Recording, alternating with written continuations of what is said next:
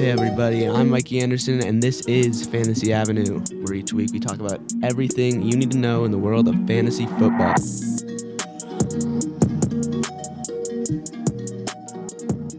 Hello, and welcome back to episode 2, season 2 of Fantasy Avenue, your road to fantasy football victory. I'm Mikey Andersen. Hello and welcome. We're back again. We're getting some consistency in the schedule. Love to see it. This is 2 weeks in a row. Big deal here. And today is all about the rookies. This is an episode focused on the draft class of 2023 and how that they're going to relate to fantasy football. Now, a big thing, if you're newer to fantasy football or you really don't know about how rookies play into the equation, there's some key aspects. Main one is that there is no defense, right? In fantasy football, you do not have specific players playing defense on your roster, on your fantasy football roster. You just have a team defense. So while rookies might impact the defense a little bit, some players, it's hard. It's hard for a rookie to have that much impact at all. But especially in fantasy football where it's about the team's defense, defensive rookies really do not play a part in this, and so they're not even going to be mentioned on this list. Another big thing is depth. Now, some of these rookies are completely just off the top of my head, right? What they could be. There'll be rookies on here that won't play at all this season, and there'll be rookies that get hurt.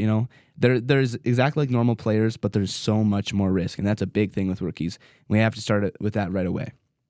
There's huge risk reward when it comes to rookies because they're usually very undervalued. They usually have a lot of ability to climb up the depth chart quickly, right, and get playtime quickly if they're impressing the coaches. And people do not draft them that high because they're not a known name.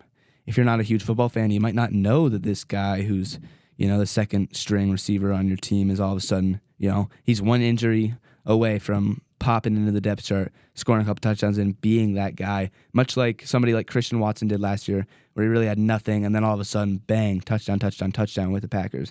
So rookies can have a lot of impact, and that is something to be really, really cognizant of. Look at that big word. You ain't never heard that before.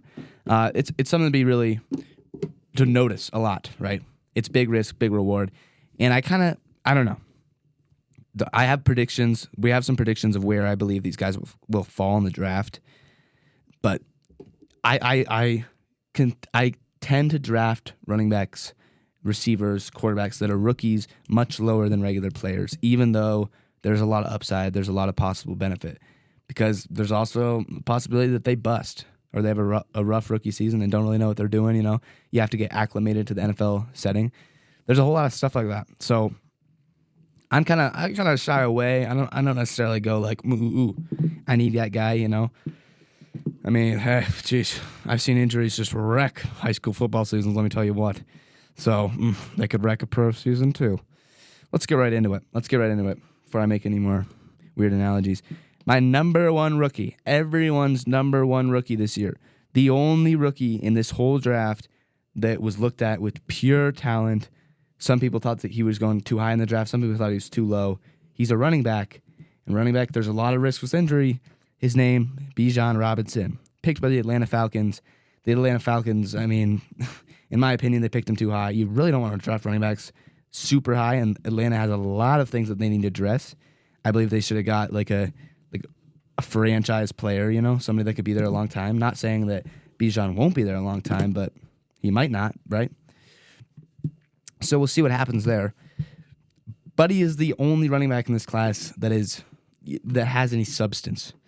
Now, Atlanta, they're bad.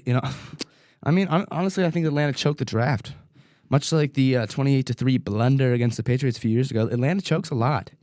I don't know what's going on with, maybe they don't chew their food well enough or something over there in Georgia, but they choke. And I kind of think they choked in this draft a little bit. Not that Bijan's going to be bad. He's still my number one rookie, and I believe he could pop off, go for 1,500 yards, be a crazy good running back. But he's not going to be a franchise guy. He's not going to be there for 15 years.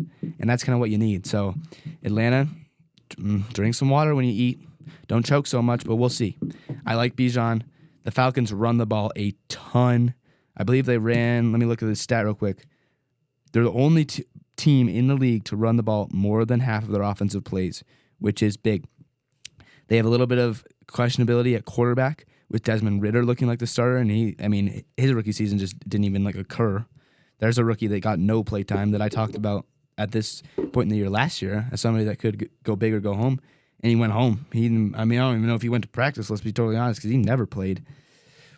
So that's really good for a running back, especially a rookie, because he's young, going to give him a lot of touches, going to give him the ball a lot, much like kind of like Najee Harris. It's that kind of situation where they're going to just feed him the ball and probably not throw as much. They're probably going to keep it. Now, I don't believe there's a lot of people, a lot of fantasy experts drafting this guy super high. I just saw on a page I follow on Instagram, they had him going number 5 overall, the 5th best player in the whole league in fantasy football this year.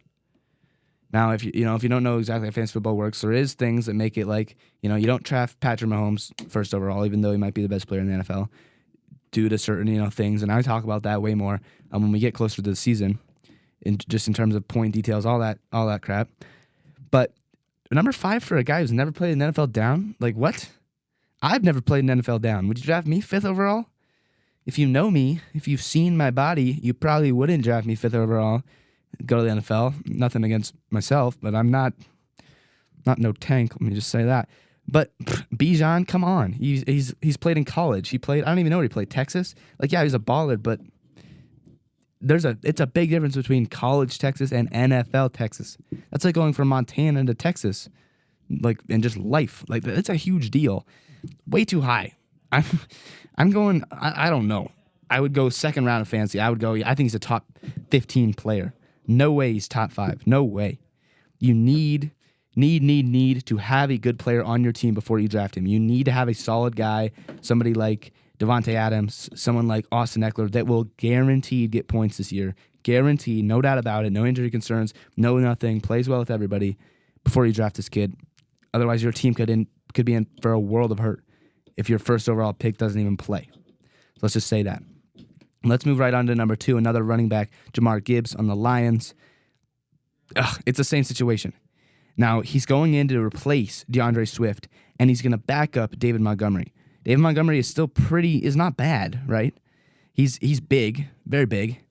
But Gibbs is going to lose all the goal line touches. Gibbs is not going to score touchdowns, I don't believe, this year. I believe he's going to score 5 or less touchdowns, and they're all going to be on plays of like 10 or 15 yards or more. They're like, I think he could be really good in the future, and I think he could catch a lot of balls. But again, it's not. He's an RB2. He's the number 2 running back on your team, in my opinion. Don't you dare draft him and Bijan. I'm just going to say that right now. Don't do that. Maybe if you already have another running back. If you have Austin Eckler, sure, do that. But if you're going to take a chance on 2 guys from college, like you draft me and, I don't know, my guy, I don't even know, some other high school kid, you can put him in the NFL. I'm not saying they're high school kids, but that's a lot of risk. A lot of risk. Could have great reward, could have bad reward. I'm not doing that. I think he's going to get touches. I don't think he's going to get that many. I think he's going to be like Christian McCaffrey if Christian McCaffrey was like way worse. Okay, he'll catch the ball, but he's not Christian McCaffrey.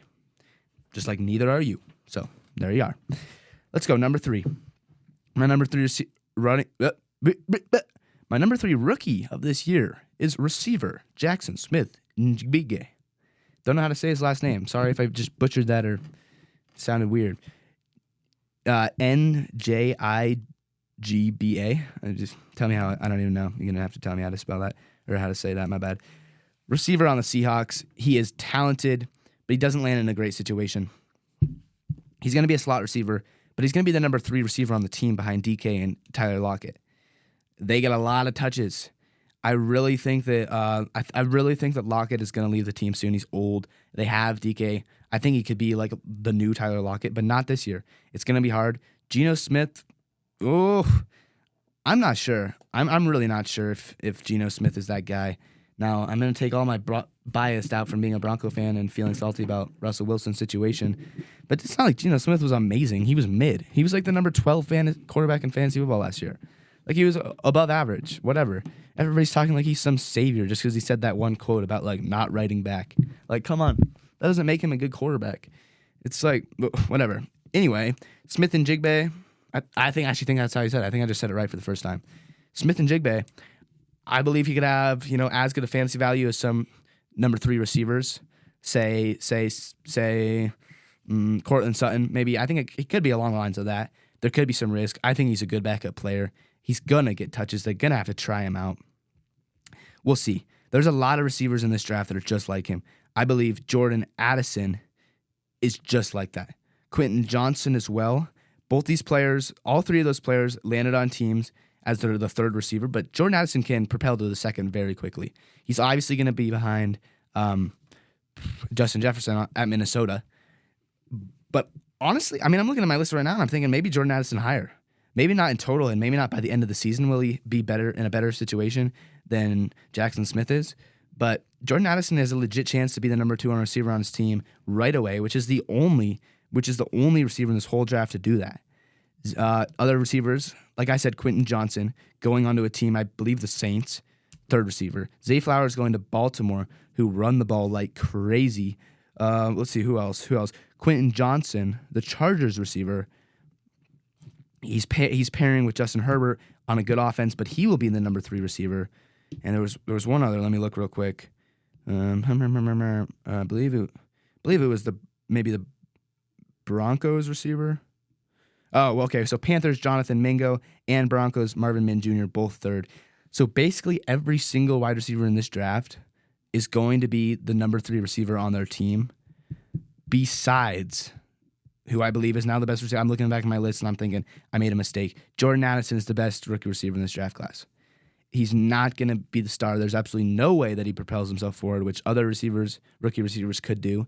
He's not going to pass Justin Jefferson, not this year, not next year, maybe not ever. Justin Jefferson is a beast, but he has a legit chance to basically be the new Adam Thielen, catch some touchdowns, be efficient for Kirk Cousins, who's underrated in my opinion in terms of fantasy. Everybody sees him as just like an awkward dad type of guy with his like goofy chains and his glasses that he tries to pull off. Doesn't work.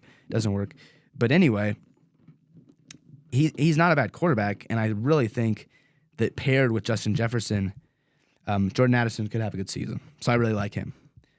I've really talked about all the receivers at this point. Let's look real quick at a tight end here.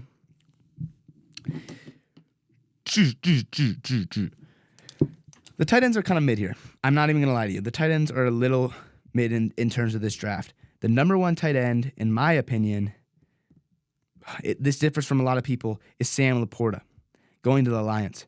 Now he's going to compete on the Lions with the number 1 for the number 1 tight end spot, but he's the only tight end in this draft that doesn't have a chance to be number 1 right now.